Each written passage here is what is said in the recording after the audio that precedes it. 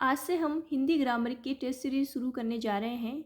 Hindi grammar आपके हर competition exam में आती है, चाहे वो सीईटी हो, रीट हो, सेकंड ग्रेड हो, फर्स्ट ग्रेड हो, आरएस हो, या फिर यूपीएससी वाले जो एग्ज़ाम्स होते हैं वो सभी, या फिर जो सेंट्रल के एग्ज़ाम्स होते हैं उन सभी के अंदर आपके हिंदी ग्रामर का पोर्शन आता है।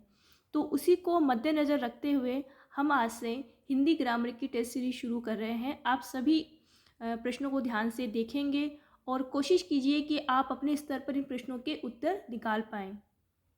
दूसरी महत्वपूर्ण बात यह है कि जब हम टेस्ट सीरीज़ करते हैं तो हमें इस बात का अंदाज़ा हो जाता है कि जो परीक्षा के अंदर वो प्रश्न किस प्रकार से आते हैं ग्रामर में से।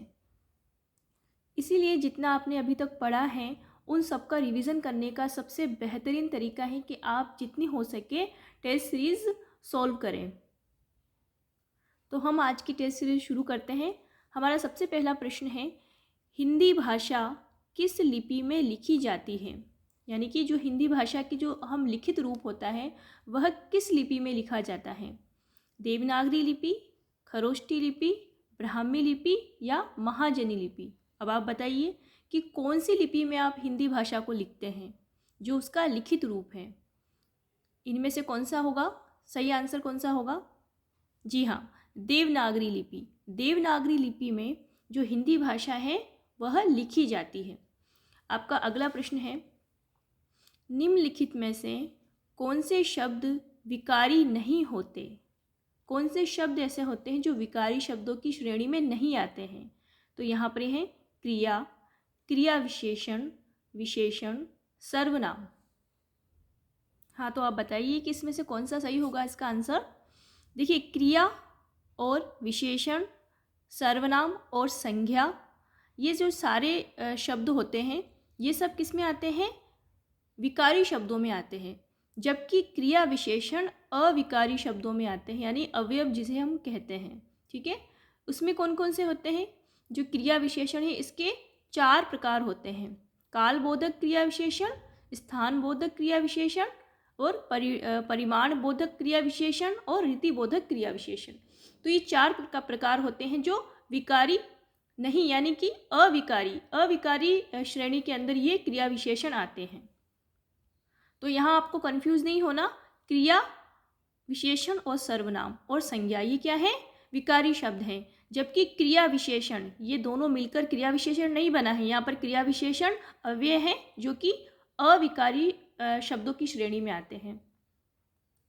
अगला आपका प्रश्न है, निम्नलिखित में पुल्लिंग शब्द हैं, यानी कि पुल्लिंग शब्द कौन सा है? स्त्रीलिंग और पुल्लिंग शब्द होते हैं, उनमें से आपको बताना है इन सब में से कि पुल्लिंग शब्द कौन सा है।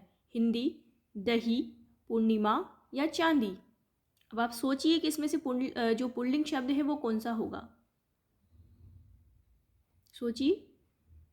हाँ, तो यहाँ पर सही आंसर इसका सही जो है वो है चांदी। चांदी क्या है? पुल्लिंग शब्द है।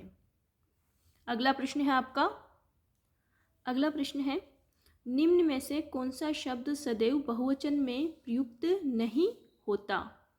तो कौन सा ऐसा शब्द है जो बहुवचन में प्रयुक्त नहीं होता?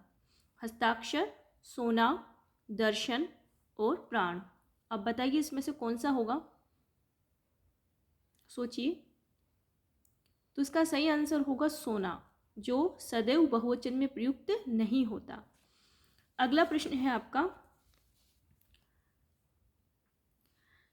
यदि वह परिश्रम करता तो अवश्य सफल होता। वाक्य में क्रिया का काल है, यानी कि कौन सा काल है इसके अंदर? क्रिया का कौन सा काल है यहाँ पर?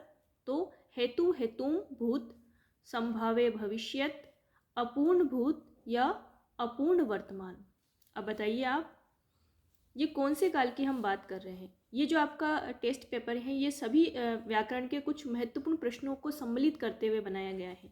ये पहला पेपर है। इसके अतिरिक्त और भी बहुत सारे जो टेस्ट पेपर हैं वो आपको वीडियो आपको भेजे जाएंगे, चैनल पे अपलोड कर दिए जाएंगे, ताकि किसी भी परीक्षा की तैयारी के लिए आप इन टेस्ट पेपर से अंदाज़ा लगा सकते हैं। और ना सिर्फ अंदाज़ा, बल्कि यहाँ पर जो जितने भी प्रश्न आपको प्रस्तुत किए जा रहे हैं वो सभी महत्वपूर्ण हैं।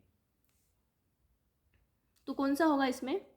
हेतु, हेतुम, भूत, ये वाला यहाँ पर होगा इसमें सही आंसर इसका। अगला है, दो ध्वनियों में मेल को कहते हैं?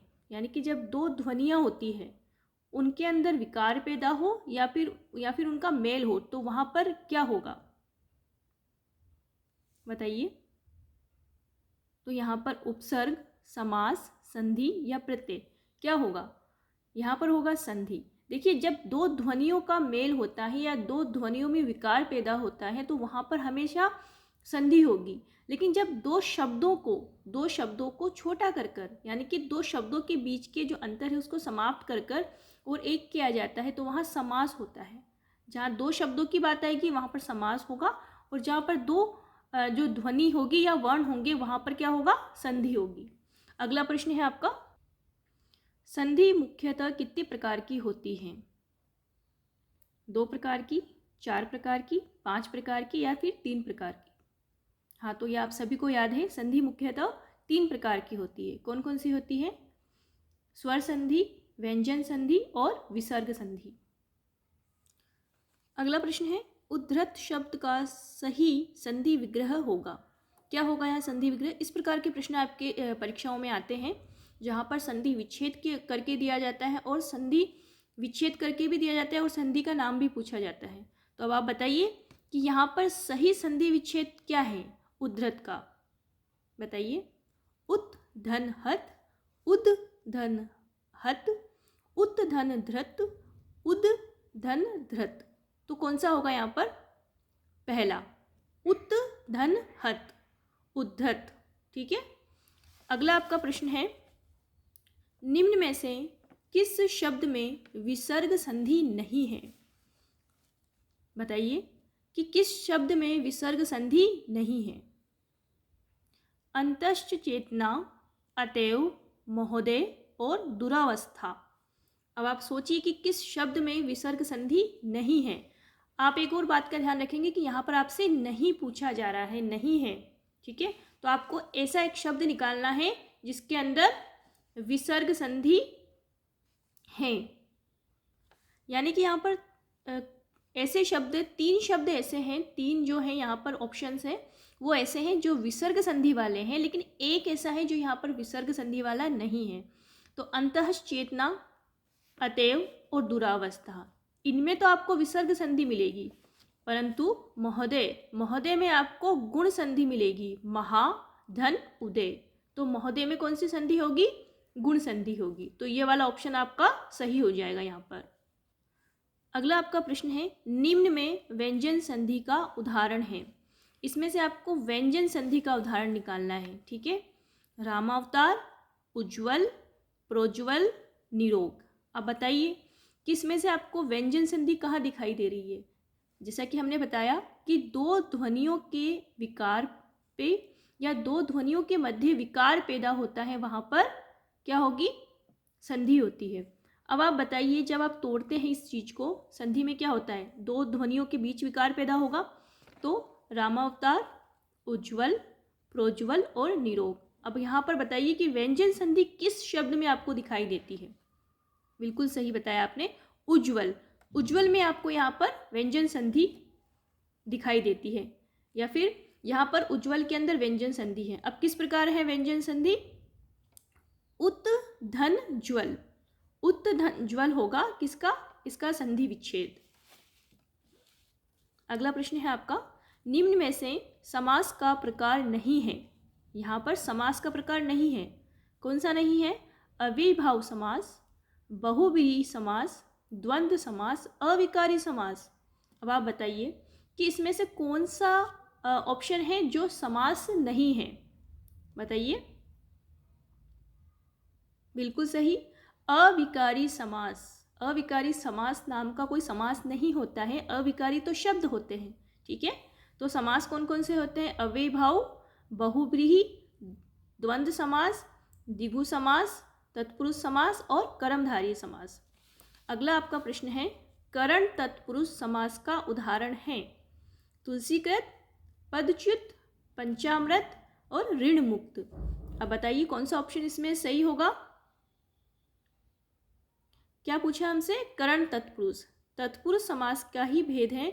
आपको मैं बता दूं कि संबोधन और कर्ता, इसके अलावा जितने भी समास के अंदर जितने भी ये विभक्ति चिन्ह आते हैं, जैसे कर्ता ने, तो कर्ता ने के अलावा और संबोधन के अलावा सभी विभक्ति चिन्ह तत्पुरुष समास के अंदर आते हैं। ठीक है, तो यहाँ पर आपका सही ऑप्शन कौन सा होगा?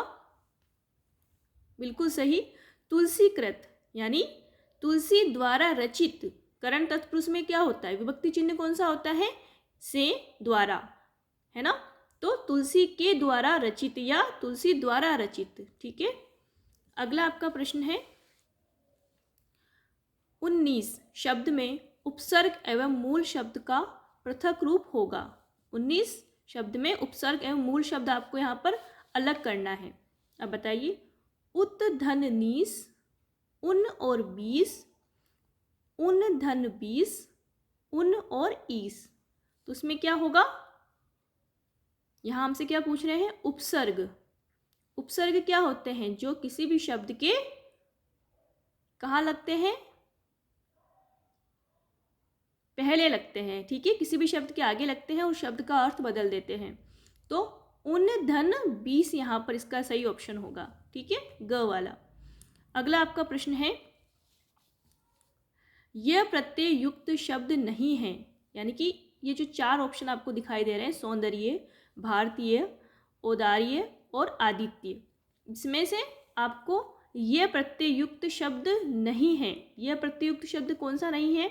यानी कि 3 तो है परंतु एक नहीं है। कौन सा नहीं है? सोचिए। देखिए, सौंदर्य, सौंदर्य के अंदर भी यह प्रत्यय है, औदार्य इसमें भी है और आदित्य इसमें भी है, परंतु भारतीय के अंदर नहीं है। भारतीय में कौन सा प्रत्यय है? ईय। भारतीय में कौन सा प्रत्यय है? ईय प्रत्यय है। तो ये आपके कुछ महत्वपूर्ण प्रश्न थे। इसी प्रकार की टेस्ट सीरीज आगे भी निरंतर आपके लिए आती रहेगी।